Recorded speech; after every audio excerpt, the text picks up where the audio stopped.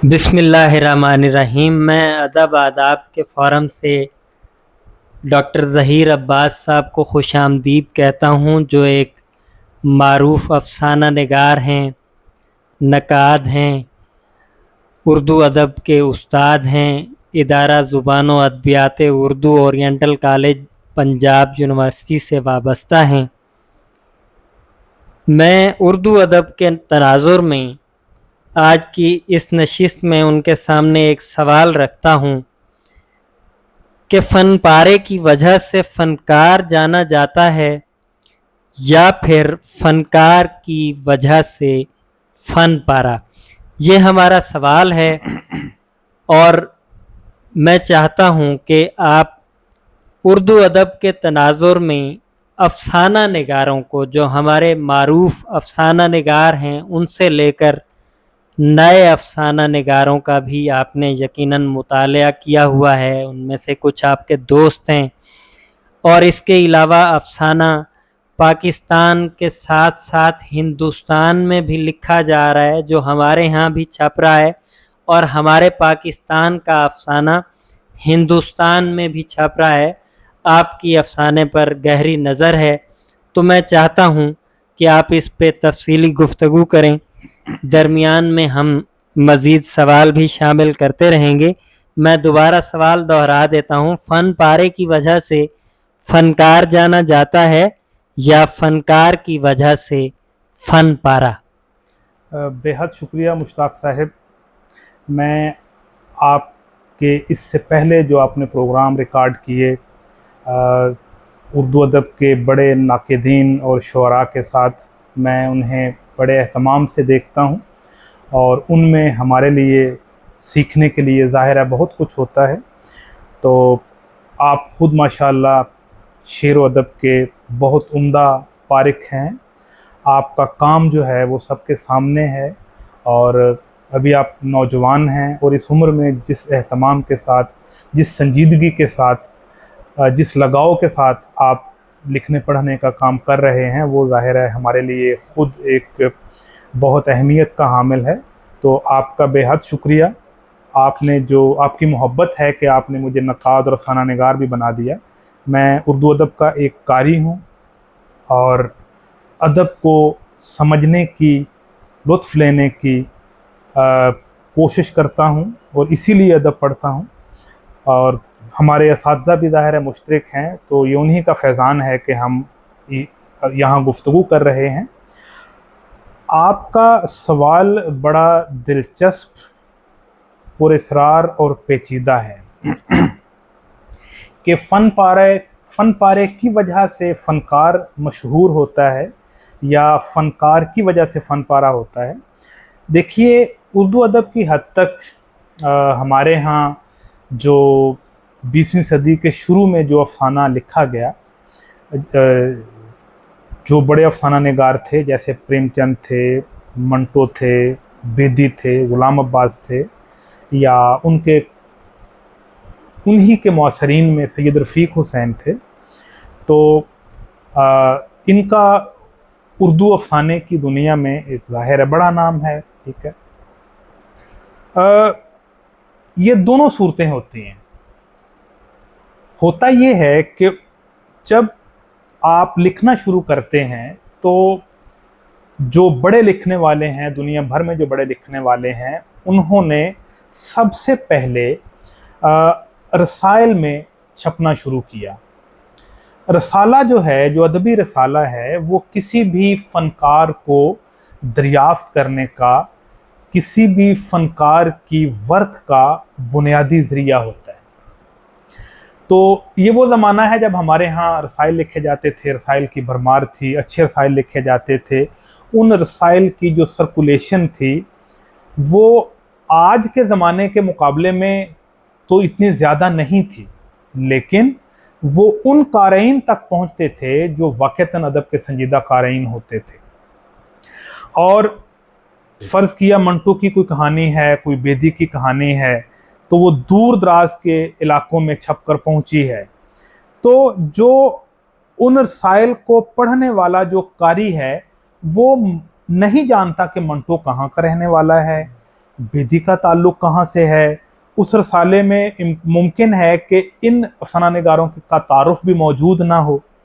तो वो जब उन रसाइल को पढ़ते थे तो उनके नज़दीक फ़नकार की हैसियत सानवी होती थी और जो फ़न पारा छप के सामने आता था उसकी हैसियत बुनियादी होती थी।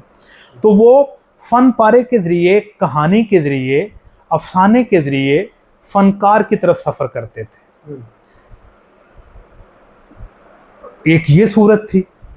आप जानते हैं कि 19वीं सदी में दोस्तोयेव्स्की जब रसाइल में छपता था अपने कर्ज चुकाने के लिए, तो लोगों को उसके नाम का नहीं पता था कि ये कौन शख्स है। तो बाद के ज़माने में बताया कि भाई ये तो बहुत बड़ा अजीम लिखने वाला है, ठीक है। तो यानी जो मुआसिर कारी है, अगर वो तवातर से रसाइल का मुताला करेगा तो इसका मतलब ये है कि वो अपने मुआसिर अदब के साथ जुड़ा रहने की कोशिश करता है। उसके नज़दीक फ़न पारे की हैसियत बुनियादी होगी और फ़नकार की हैसियत सानवी होगी। दूसरी तरह का कारी वो है जो रसाइल के साथ जुड़ा हुआ नहीं होता, जो पब्लिशर्स के साथ राब्ते में होता है और किताब के इंतज़ार में होता है। तो उसके नज़दीक जब कोई किताब मार्केट में छप के आती है तो उस किताब में किसी लिखने वाले के 8-10 नुमाइंदा अफसाने होते हैं और वो उसे पता होता है कि पब्लिशर किसी ऐसे अफसाना निगार को शाया नहीं करेगा जो मारूफ नहीं है। पब्लिशर ने अपनी किताब कीमतन बेचनी है, तो लिहाजा वो किसी अच्छे अफसाना निगार को ही के अफसानों को ही शाया करेगा। तो वो टाइटल को देखकर, अफसाना निगार के नाम को देखकर उसकी कहानी को पढ़ेगा। उसके मुकाबले में जो पहला कारी है, उसने जो रसाइल यानी मजमुआ छपने से कोई 3-4 साल पहले तक अफसाना निगार कहीं छप रहा होता है, तो जो कहीं छप रहा होता है, जो कारी उसको वहां पढ़ेगा, उसके नज़दीक फ़न पारे की हैसियत सानवी होगी और जो किताब को देखकर उसको पढ़ेगा उसके नज़दीक फ़नकार की हैसियत मरकज़ी होगी और अफसाने की हैसियत सानवी होगी।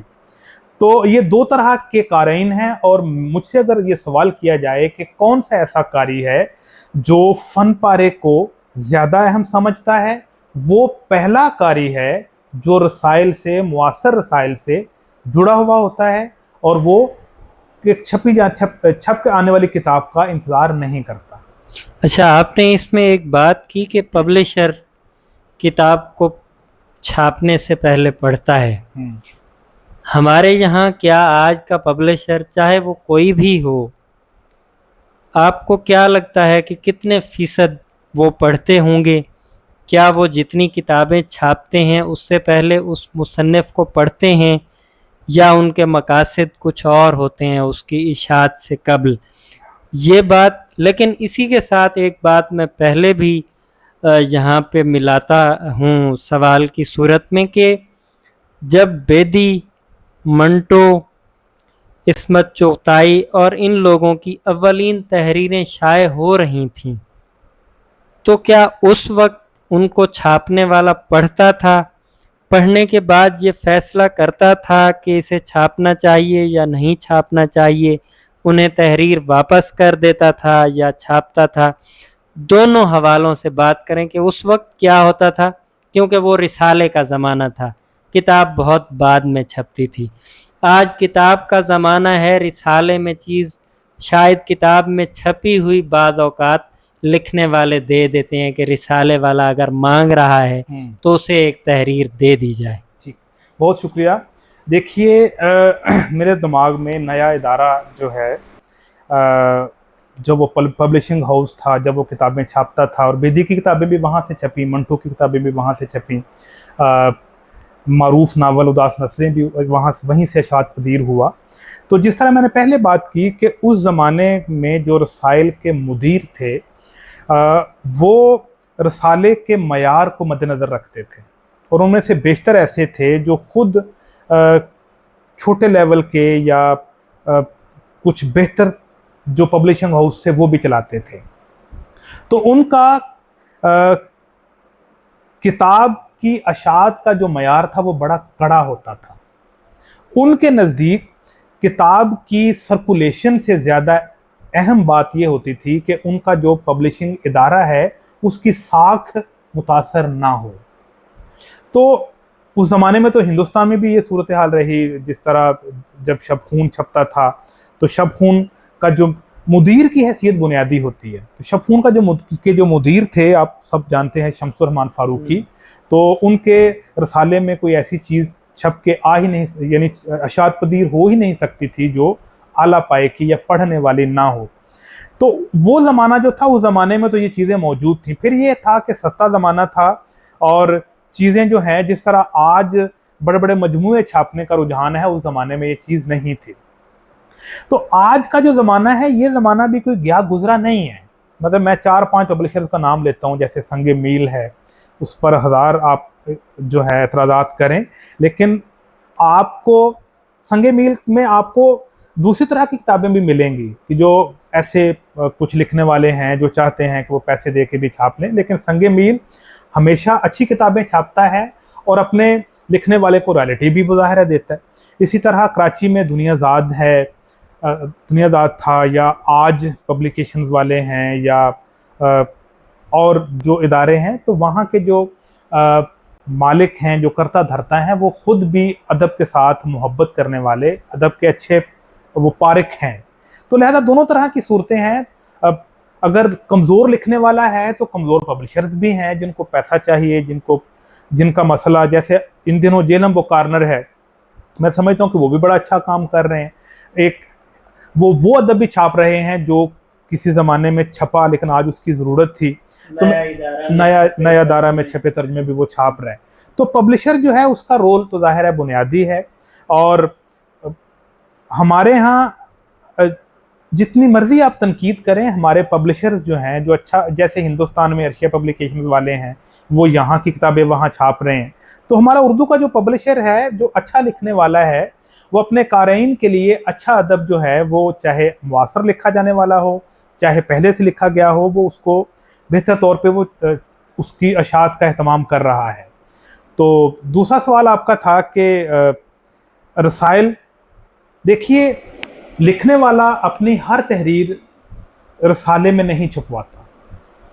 जब वो देखता है कि मेरे अफसाने कुछ रसाइल में छप चुके हैं, उन्हें नाक़िदीन अदब ने या अदब के क़ारीन ने पसंद किया है, तो वो अपने मजमूए में कुछ ऐसे अफसाने भी शामिल कर देता है जो रसाइल में छपे हुए नहीं होते। मतलब मैं नासिर अब्बास नैयर साहब की मिसाल देता हूँ, उनके बहुत कम अफसाने ऐसे हैं जो रसाइल में छपे, लेकिन उनका मजमुआ भी आ गया, उनका एक पूरा एक सर्कल है जो उनको पढ़ने वाला है, पसंद करने वाला है, उनकी सर्कुलेशन भी है।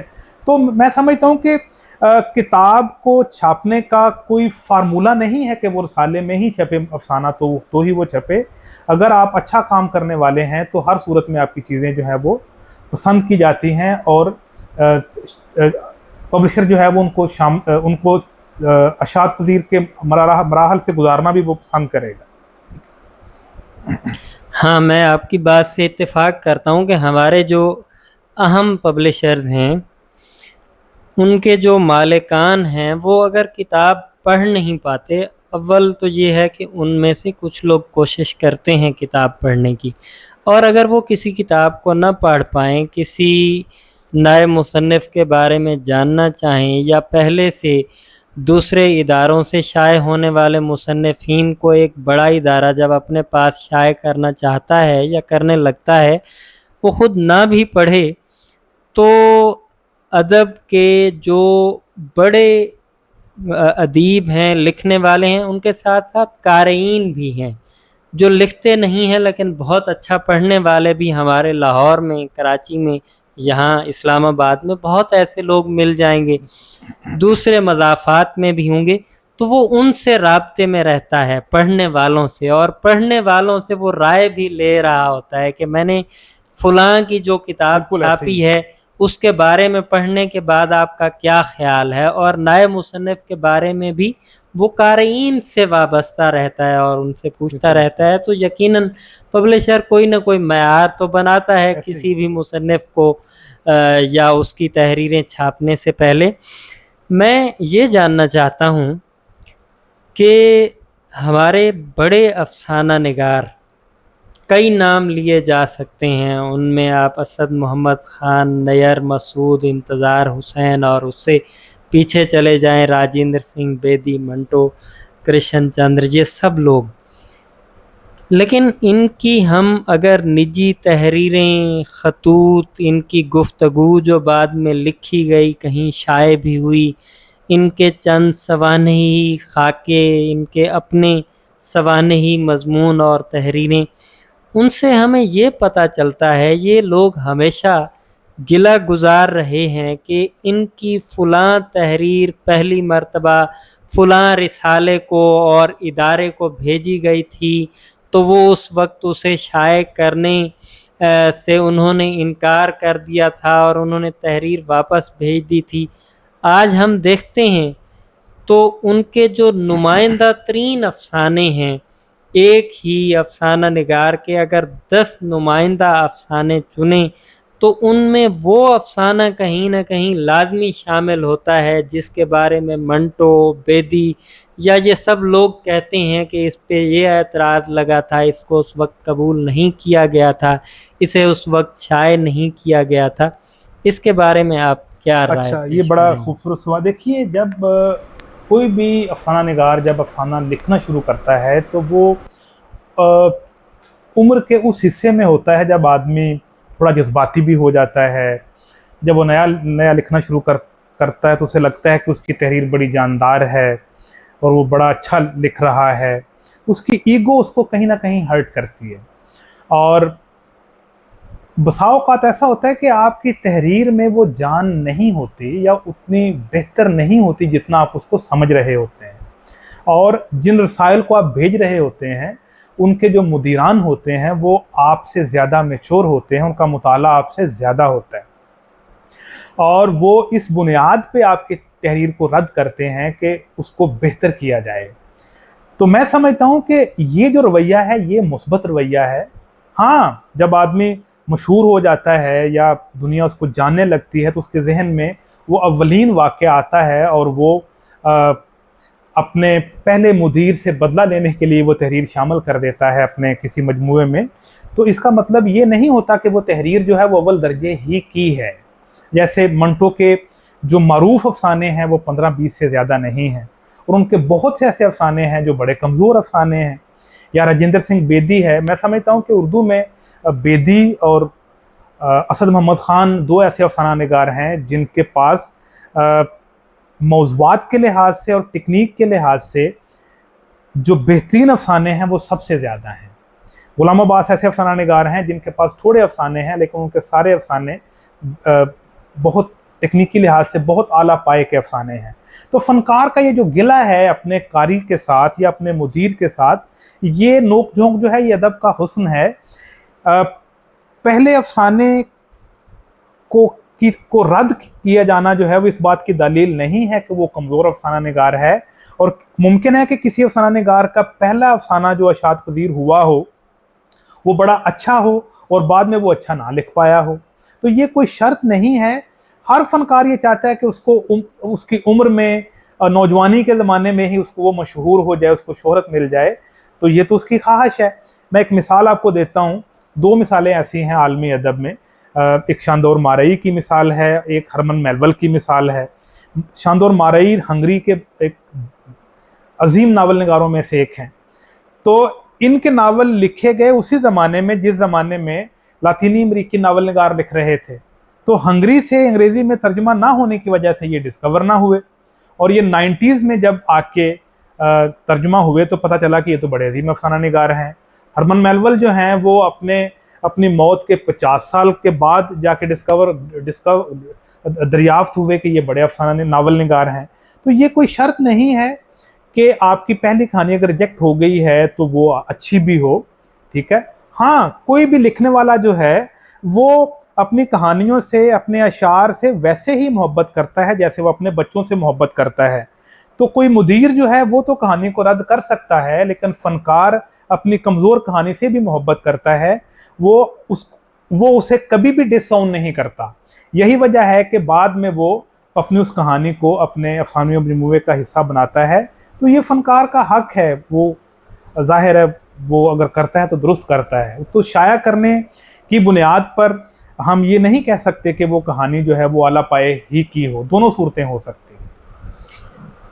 मैं दोस्ताना हवाले से एक रियायत लेकर यहाँ पे एक सवाल ये करता हूँ, या आप समझें कि सवाल दागता हूँ, कि आप जब भी बात करते हैं अदब, उर्दू अदब की, वो अफसाने पे हो या नावल पे हो, आपसे अगर पहले गुजारिश भी कर दी जाए कि आपने उर्दू तक महदूद रहना है, आप फिर भी आलमी अदब की तरफ निकल जाते हैं, इसकी क्या वजह है? ये बहुत शुक्रिया मुश्ताक साहब। देखिए, मुझे याद है कि जब हम जीसी में हमारा एमफिल में एडमिशन हुआ तो डॉक्टर सोहेल अहमद ख़ान हमारे उस्ताद थे, उनकी पहली क्लास थी। उन्होंने पहली क्लास में वाइट बोर्ड पे लिखा लिटरेचर,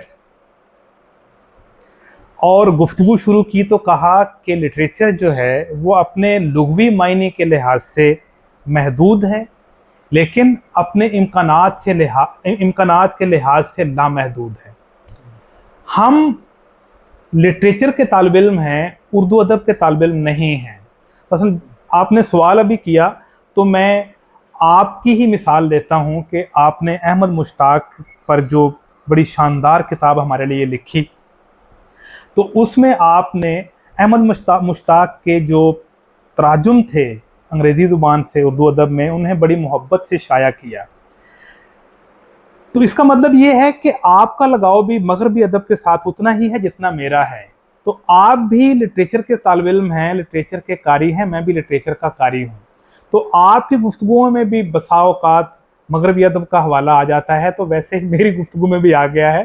तो मैंने इसलिए रायत ले ली, क्योंकि हम जब अफसाने की बात करते हैं, नावल की बात करते हैं, तो ये दो ऐसी असनाफ़ हैं जिनका दुनिया भर के अदब के साथ बड़ा गहरा ताल्लुक़ है। जैसे गज़ल का नहीं है, गज़ल उस ज़ुबान में नहीं है, मरसिया उस ज़ुबान में नहीं है, कसीदा उस ज़ुबान में नहीं है, अंग्रेज़ी में नहीं है। तो जब हम अफसाने या नावल की बात करेंगे, या जिन अफसाना निगारों का हम जिक्र कर रहे हैं, ये सारे के सारे अफसाना निगार वो हैं जो किसी न किसी सतह पर अंग्रेज़ी अदब के साथ, मगरबी अदब के साथ वाबस्ता भी रहे। इन्होंने उस अदब को उर्दू में तर्जुमा भी किया, उससे कुछ अख़ज़ भी किया, और कुछ ज़ाहिर है बाद में जब ये अंग्रेज़ी में तर्जुमा हुए तो इन्होंने अंग्रेज़ी अदब को बहुत कुछ दिया भी। तो यही वजह है कि गुफ्तगू के दौरान लामुहाला मैं मगरबी अदब का हवाला दे देता हूँ। ठीक है, ये सवाल मैंने इसलिए किया कि अगला सवाल मैं इसी के साथ जोड़ना चाह रहा था। आपने जैसे ज़िक्र किया, तो हम देखते हैं और कुछ बाद के नकादों ने उन पर बात करते हुए भी बताया या बताया जाता है कि फ़लाँ अफ़साना निगाह पर फ़लाँ अदीब का असर है, फ़लाँ का असर है, या वो उसलूब अपनाया या वो अंदाज़ अपनाया। तो मैं यहाँ सवाल करना चाहता हूँ कि मंटो के बारे में बताया गया बहुत, मुमताज़ शीरी ने भी लिखा और बाकी लोगों ने भी, और बाकी अदीबों के। मैं दो अदीबों का नाम लेना चाहता हूँ, जो बाद के हैं उनका नाम पहले लेना चाह रहा हूँ, कि असद मोहम्मद ख़ान का अफ़साने अगर हम देखें तो हम क्या कहेंगे कि उनके मुताले में, या मुताले की वजह से, या फिर अफ़साना लिखने में हम किस मगरबी अदीब का नाम ले सकते हैं, या उसके बारे में थोड़ा सोच सकते हैं कि कहीं न कहीं ख़ान साहब इससे मुतासिर हुए हैं? बहुत शुक्रिया, बहुत शुक्रिया। आप उर्दू अदब से आप मुझे मगरबी अदब की तरफ ले आए, ज़ाहिर है आपका मुताला है। देखिए, हर लिखने वाला पहले कारी होता है। जब तक वो अच्छा कारी नहीं होगा तब तक वो अच्छा तख्लीक़कार नहीं होगा। ये दुनिया भर का आप अदब उठा के देख लें। आपने असद मोहम्मद ख़ान की मिसाल दी, तो असद मोहम्मद ख़ान ने उर्दू ज़ुबान में जो तराजुम किए अफ़सानों के, उन्होंने जिन मगरबी अफ़साना निगारों का इंतख़ाब किया वो नहायत पेचीदा लिखने वाले थे। उनमें एक बड़ा नाम बोर्खेस का है, और भी इतालो कल्विनो भी शायद है, मेरे जहन से वो स्किप हो रहा है। तो असद साहब का जो मगरबी अदब का मुताला है वो बड़ा वसी और गहरा है। मैं ये समझता हूँ कि बड़ा मौज़ूआती लिहाज से अदीबों में मुमासलत होती है, वो मुतासर नहीं होते। जैसे हमारे यहाँ कहा जाता है कि जी जो नावल है, जंद्र नावल जो है, उस पर पीली बारिश का असर है, तो मैं इस बात से इत्तफाक नहीं करता। दोनों नावल निगारों के यहाँ मौज़ूआती लिहाज से कुछ मुमासलतें हैं, दोनों की अपनी अपनी आइडेंटिटी है, अपनी अपनी शनाख्त है, अपना अपना लोकेल है, अपना अपना वक्त है। बिल्कुल वैसे ही जैसे गज़ल में, क्लासिकी गज़ल में कुछ मुतय्यन मौज़ूआत हैं।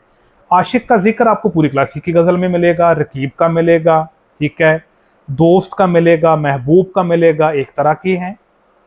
तो मौज़ूआती मुमासलतें हैं, कोई शायर दूसरे शायर के ज़ेरे असर नहीं है। तो असद मोहम्मद ख़ान जो हैं, मैं समझता हूँ कि आपने नय्यर मसूद का नाम नहीं लिया। असद मोहम्मद ख़ान एक ऐसे लिखने वाले हैं जिनका मगरबी मुताला बड़ा वसी तो है, लेकिन उन्होंने जो कहानियाँ लिखी, जो अफ़साने लिखे, उन पर किसी मगरबी अफ़साना निगार का हमें तकनीकी लिहाज से असर नज़र नहीं आता। उसकी वजह यह है कि उनके अफ़सानों के जो मौज़ूआत हैं वो मुतय्यन हैं।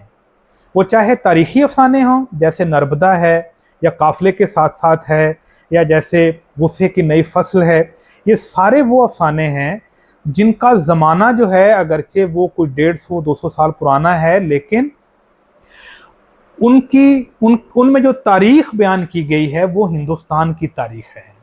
या जो बाद में उन्होंने अफ़साने लिखे, वो सारे के सारे अफ़साने वो हैं जिनका ताल्लुक़ हमें सिंध के साथ नज़र आता है, जिनके जो मौज़ूआत हैं वो मुकामी हैं, हिंदुस्तानी हैं।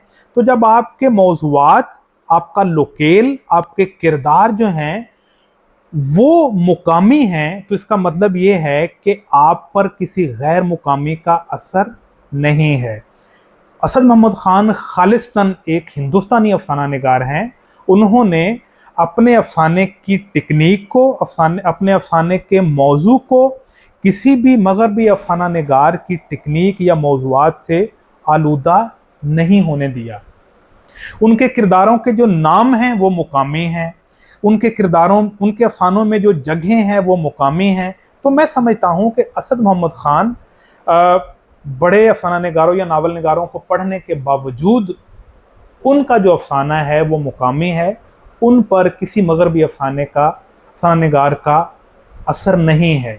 ये मेरी राय है, कोई मुझसे बेहतर अदब का कारी इससे इख्तलाफ कर सकता है। यानी हमें उनकी तहरीरें पढ़ने से, उनके अफ़साने पढ़ने से वो झलक कर नहीं मिलता, वो नहीं मिलती, वो झलकता नहीं है। होगा कहीं होगा, उनके मन में होगा, लेकिन वो खालिस, वो अपनी तहरीर में पूरी सफाई से उस असर को एक साइड पे उतार के रख देने में कामयाब हुए। ठीक है, आपने खुद ही नाम ले लिया जो दूसरा नाम मैं लेना चाहता था।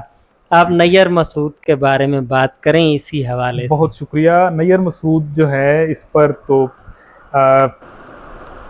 वारस सलवी जो मुझे बड़े पसंद हैं, उन्होंने एक बार ये कहीं लिखा, गालिबन उनकी किताब है जदीद अफ़साना और उसके मसाइल, उसमें लिखा कि असद मोहम्मद ख़ान को पढ़ना ऐसे ही है जैसे गूंगे ने गुड़ खाया।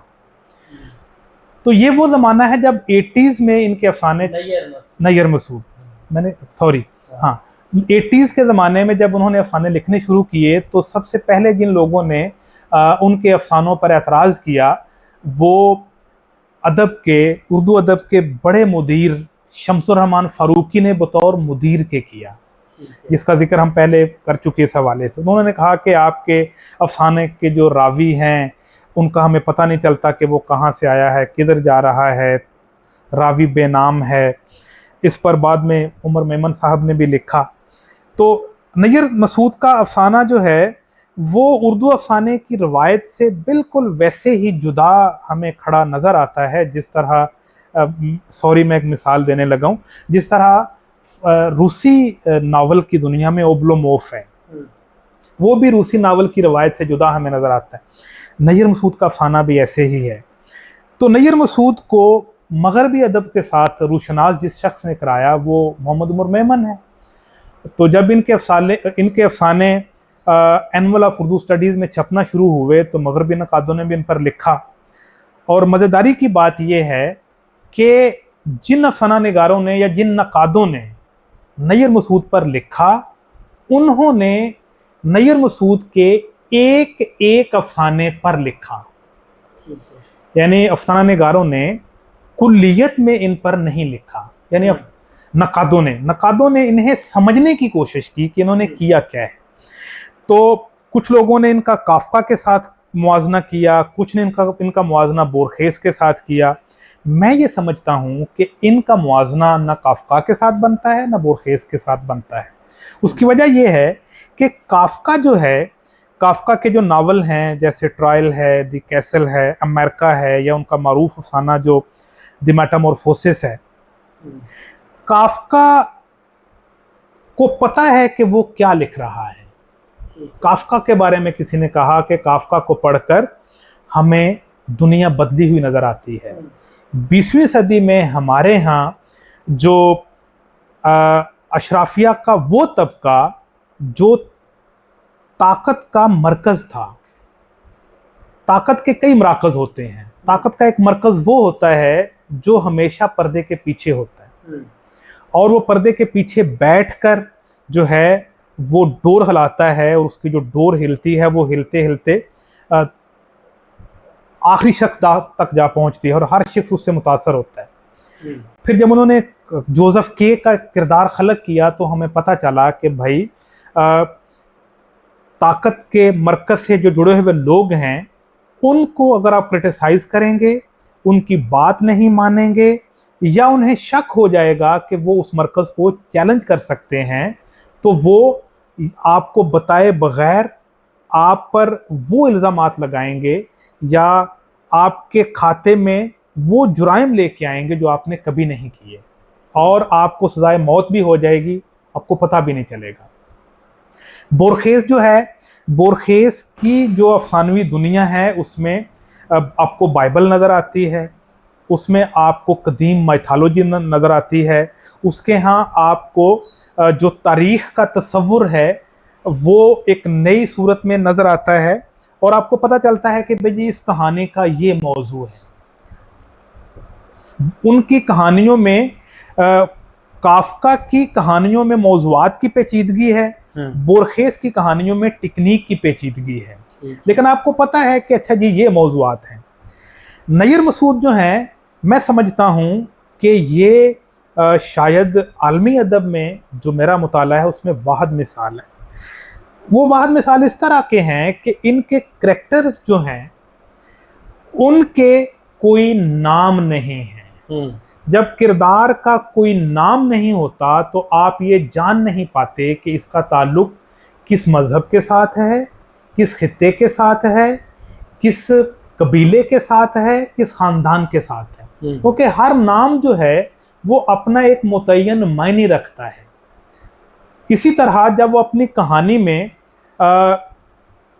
कब्रिस्तान का जिक्र करते हैं तो वो कब्रिस्तान नहीं कहते, वो कहते हैं जी मुर्दा घर, मुर्दा घाट। तो हमें नहीं पता कि भाई वो हिंदुओं का है, मुसलमानों का है, सिखों का है, ईसाइयों का है, किसका है, ठीक है। फिर ये है कि किरदार का ताल्लुक जो इर्द गिर्द मौजूद लोग हैं उनके साथ गहरा नहीं है, यानी किरदार किसी भी शख्स के साथ गहरा ताल्लुक कायम नहीं करता। जब वो गहरा ताल्लुक कायम नहीं करता तो वो जज्बाती भी नहीं होता, तो जब वो जज्बाती नहीं होता तो वो जज्बात का इजहार भी नहीं करता।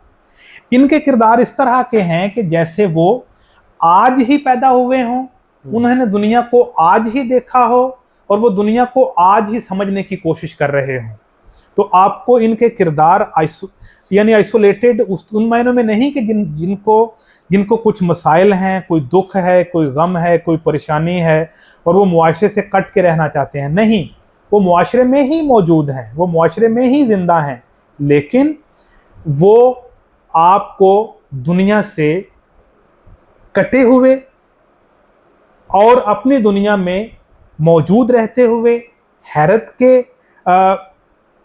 के साथ दुनिया को देखते हुए, जैसे इनके किरदारों का ताल्लुक अपनी माँओं के साथ बड़ा गहरा नहीं है। बड़े जो हैं वो अपने किरदारों यानी बड़े जो हैं वो बच्चों के साथ कोई गहरा ताल्लुक कायम नहीं कर पाते। यानी करैक्टर इनकी दुनिया में, अफसानवी दुनिया में आता है, अपनी मर्जी से जीता है और अपनी मर्जी से वो कहीं आगे बढ़ जाता है। तो मौज़ूआत का कोई मुतय्यन मौज़ूआत नहीं है। किरदार का क्या नज़रिया है वो कहानी में नज़र नहीं आता। किरदार का समाजी तसव्वुर क्या है, किरदार का मजहबी तसव्वुर क्या है वो नज़र नहीं आता। तो नैयर मसूद का कहना ये है कि उन्होंने बाज़ कहानियाँ जो हैं वो ख्वाब की बुनियाद पे लिखी। अब ख्वाब का जो किरदार है, जाहिर है वो जिस दुनिया में है वो उसको आप डिस्कवर नहीं कर पाते। तो नैयर का मामला जो है, नैयर मसूद पर अगर हम ये कहें कि जी काफका का असर है या बोरखेस का असर है, तो मैं इस बात से इत्तफाक नहीं करता। नैयर मसूद ने खुद अपनी दुनिया बनाई है, वो उस दुनिया के खुद मुजद हैं और खुद ही खातम है। ठीक है, तो आपने ये दोनों अफसाना निगारों को, जो अजीम अफसाना निगार हैं उर्दू अदब के, बल्कि अदब के अजीम अफसाना निगार कहना चाहिए, तो आपने अपनी गुफ्तगू में गोया यूं कहा कि इन्होंने किसी का असर लिया नहीं, और अगर लिया है तो अपनी तहरीरों में उसे नहीं आने दिया, तहरीरों को बिल्कुल इन चीज़ों से अलग थलग रखा। आप क्या समझते हैं इस बारे में कि एक अफसाना निगार को असर लेना चाहिए या नहीं? अगर वो असर लेता है, उसकी तहरीरों से हमें नज़र आता है, तो क्या वो उसकी कमज़ोरी है या फिर कमज़ोरी नहीं है? इस हवाले से बात कीजिए। ये बहुत बड़ी कमज़ोरी है। देखिए, लिखने वाला जब शुरू करता है तो इस चीज़ का इम्कान होता है कि वो किसी अपने पसंदीदा अफसाना निगार के उसलूब के, मौज़ूआत के ज़ेर असर लिख रहा हो। लेकिन जब वो मैच्योर हो जाता है, जब वो अच्छा मुताला करता है, गहरा मुताला करता है, तो वो अपने आप को बड़े अफसाना निगारों के दरमियान में रख के देखता है। मौज़ूआती मुमासलतें, जैसा कि मैंने पहले कहा कि वो हो सकती हैं, मुमासलत होना कोई ऐसा नहीं है। नैयर मसूद के यहाँ भी एक डॉक्टर का हवाला है, काफका के यहाँ भी एक डॉक्टर का हवाला है, और डॉक्टर का हवाला कहीं भी आ सकता है। दोनों की ट्रीटमेंट, दोनों का लिखने का अंदाज जो है वो मुख्तलिफ है। तो मैं समझता हूँ कि जो किसी के ज़ेरे असर लिखता है वो फिर अपनी राह या अपना रास्ता नहीं बना सकता। बड़ा लिखने वाला ऐसे ही है जैसे कोई एक दरख्त जो है वो किसी वीराने में खिला हो, और उस दरख्त ने तेज़ तूफ़ानों का सामना भी किया है, उस दरख्त ने तेज़ तपती हुई धूप को भी उसने बर्दाश्त किया है, लेकिन उसके बावजूद वो अपनी जगह पे खड़ा रहा और बिलाखिर वो इन मसाइल से गुजर कर उसने अपनी राह बनाई और वो अपने उस मर्तबे तक पहुंचा। जैसे हमारे यहाँ कहा जाता है कि जी मंटो पर मोहब्बसा का असर है। भाई मंटो पे कैसे मोहब्बसा का असर है? मंटो ने जो दुनिया खलक की वो उसका ताल्लुक हिंदुस्तान के साथ था। जो दुनिया मोहब्बसा ने खलक की उसका ताल्लुक फ्रांस के साथ है। हमारे यहाँ बेदी को ये बड़ा एतराज़ था, और ये जेन्युइन एतराज़ था कि भाई कुछ लोग उसको जाके चेखोव से मिला देते हैं और कुछ किसी के साथ मिला देते हैं। तो उन्होंने कहा कि भाई मुमकिन है मुझ पर कावाबाता का असर हो, तो मैं बेदी हूँ। तो जो बड़ा लिखने वाला है वो जब अपना मुकाम व मर्तबा बनाता है तो वो जो दुनिया खलक करता है वो उसकी अपनी होती है। उसका किसी और पर असर तो हो सकता है लेकिन उस पर किसी का असर नहीं होता। अगर ये सूरत हाल हो तो फिर एक फनकार जो है वो 20-30 साल से ज़्यादा वो जी नहीं सकता, वो उम्र नहीं गुजार सकता। तो ज़ेर असर होना जो है ये एक ऐब है, ये हुस्न नहीं है। ठीक है, अब यहीं पर जहाँ मैं आपको ले आया हूँ, मैं चाहता हूँ कि अब आपके अफसानों में पे भी बात कर लें जो मदफन की तलाश है। मैं ये तो नहीं कहूँगा कि उस पे किसी का असर है या ममासलत, लेकिन उसमें जो पेचीदा बयानी है मौजू की सतह पर, उसकी ट्रीटमेंट की सतह पर, उसके बारे में आप खुद कोई बात करें, मैं चाहता हूँ। मुश्ताक साहब, आपकी बड़ी मोहब्बत है और आपने, मुझे लगता है कि आपने मुझे यहाँ फंसाने के लिए सारी गुफ्तगू की है। देखिए, मैं अपनी कहानियों में बतौर बयान कुनिंदा के मेरी ये कोशिश रही है कि मैं, माजरत के साथ मैं चाहता हूँ कि साथ आप इसी गुफ्तगू में अपने मुतालियात का भी ज़िक्र करें कि आप, ज़ाहिर है कोई भी लिखने वाला वो मुताले के बग़ैर लिख नहीं सकता, क्योंकि वो अपने से पहले लोगों या अपने पसंदीदा फ़नकारों को पढ़ रहा होता है, तो उसका ज़हन कहीं न कहीं कुछ ढांचे भी अपने लिखने के लिए बना रहा होता है। तो मैं चाहता हूँ कि आप गुफ्तगू में उसको भी शामिल रखें। बहुत शुक्रिया। देखिए, आपके दूसरे सवाल का मैं पहले जवाब दे देता हूँ। जब हम एमए में आए तो एमए पार्ट 1 में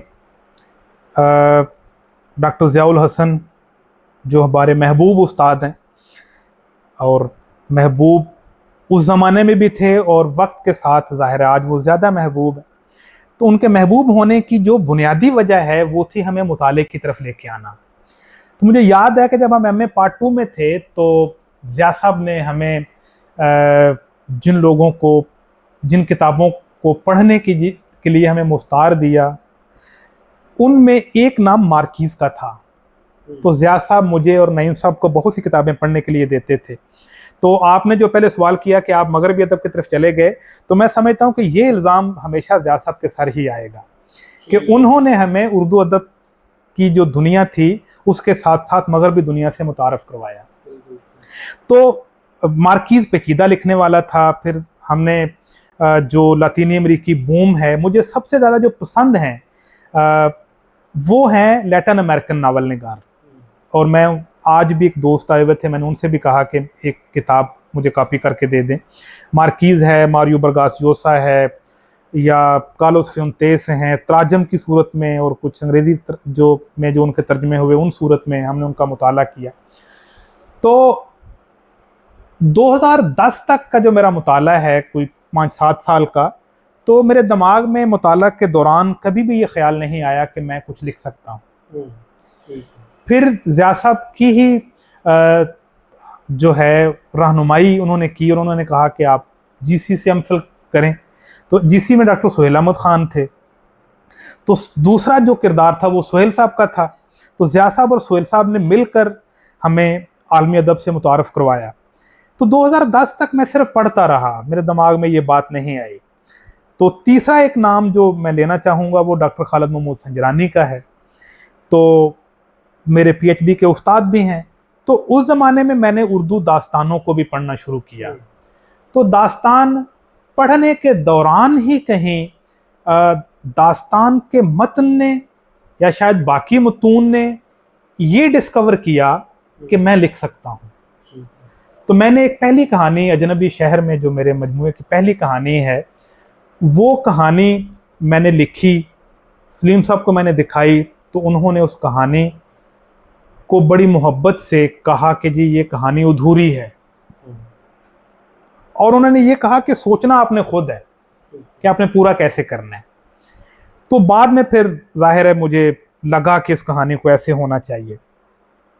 तो मैं, मुश्ताक साहब, ये कोशिश करता हूँ कि अपने अफसाने में, पूरी कहानी में, कहानी के स्ट्रक्चर में या कहानी की दुनिया में कुछ ऐसे सवालात या कुछ ऐसा तहय्युर जो है वो खलक करूं जिसका जवाब मेरे पास भी ना हो, और उसका जवाब मेरे कहानी के किरदार के पास भी ना हो, और उसका जवाब मेरी कहानी के कारी के पास भी ना हो। अब आपने मदफन की तलाश का जिक्र किया, तो मदफन की तलाश जो है, अब मैं कहानी के बारे में सोचता नहीं कि मैं ये कहानी लिखूंगा। मतलब अब तक मेरे टोटल जो अफसाने हैं वो मजमूए में 8 अफसाने आए, उसके बाद मैंने अभी तक 4 अफसाने लिखे हैं टोटल 12-13 साल में। तो मैं कहानी लिखने में पूरा वक्त लेता हूँ। तो मदफन की तलाश जो है, मेरे पास मुकम्मल कहानी नहीं थी। मैंने कहानी का पहला जुमला लिखा कि दूर से कुछ लोग आ रहे हैं और उन्हें यहाँ बैठे हुए कुछ लोग देख रहे हैं। और अब कहानी जुमले जो हैं वो कहानी में कड़ी दर कड़ी अपना रोल प्ले करते हैं, यानी कहानी जुमलों से निकलती है। और मैं आज भी ये सोचता हूँ कि कहानी के शुरू में जो 4 लोग वो एक मैयत को लेके आए, वो तो कहानी के दरमियान में जाके मर गए थे चारों। तो कहानी जब खत्म होती है तो वहां से भी 4 वही लोग आ रहे हैं। तो वो जो 4 कहानी के आखिर में आ रहे हैं वो कौन है, और जो कहानी के शुरू में है वो कौन है, जो मर गए हैं वो कौन है। तो बतौर एक कहानी के कारी के इन सवालों का जवाब मेरे पास भी नहीं है। मतलब मैं आपको 2 कहानियों का जिक्र करता हूँ कि एक कहानी है जो मजदूर मंडी। तो मजदूर मंडी जब मैंने शुरू की तो वो मैंने पहला जुमला लिखा कि जब वो उठा तो शहर में कोई नहीं था। अब इसके बाद मुझे नहीं पता कि मैंने क्या लिखना है। तो पूरी कहानी जो है इस जुमले से निकली। और जब कहानी मुकम्मल हुई, मैंने छपने के लिए जब दी सलीमुर रहमान साहब को, सवेरा की उनकी बड़ी मोहब्बत है, तो उन्होंने मुझसे सवाल किया कि कहानी के आखिर में ये कॉम्प्लीमेंट है, सलीम साहब की मोहब्बत है, मेरे लिए एजाज की बात है। तो उन्होंने कहा कि भाई मुझे वो जो कहानी के आखिर में बाप जो है वो अपने बच्चे को एक कहानी सुना रहा है, तो वो कौन सी कहानी थी।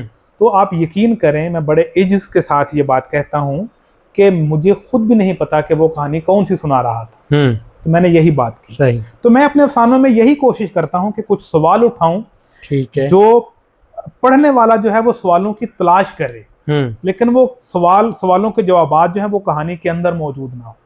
ठीक है। तो मतलब मैं ये कोशिश करता हूँ। बाकी रही बात किसी के ज़ेर असर होने की, तो इसका फैसला जो है वो अदब का कारी करेगा। ठीक है। वो उनको रद्द करेगा या कबूल करेगा, दोनों सूरतों में मैं अपनी कहानियों के कारी से मोहब्बत करता हूँ। ठीक है। तो कहानी लिखने के बाद मेरा और कहानी का कोई ताल्लुक नहीं है, उसको पसंद करता है या नहीं। तो ये मेरी कोशिश होती है कि कहानी को ऐसी जगह पे लेके जाऊं जहां कहानी कुछ सवालों को छोड़ दे और उन सवालों के जवाब जो है वो कारी तलाश करता रहे। चलें जी, बहुत शुक्रिया। हम इंशाल्लाह आने वाली किसी नशिस्त में ख़ास तौर पे आपकी कहानियों पर, आपके तख्लीकी तजर्बे पर आपसे बात करेंगे। आपने वक्त दिया, आपका बहुत शुक्रिया। बहुत शुक्रिया, आपने हमें इस काबिल समझा और वक्त दिया। बहुत शुक्रिया। खुश रहें।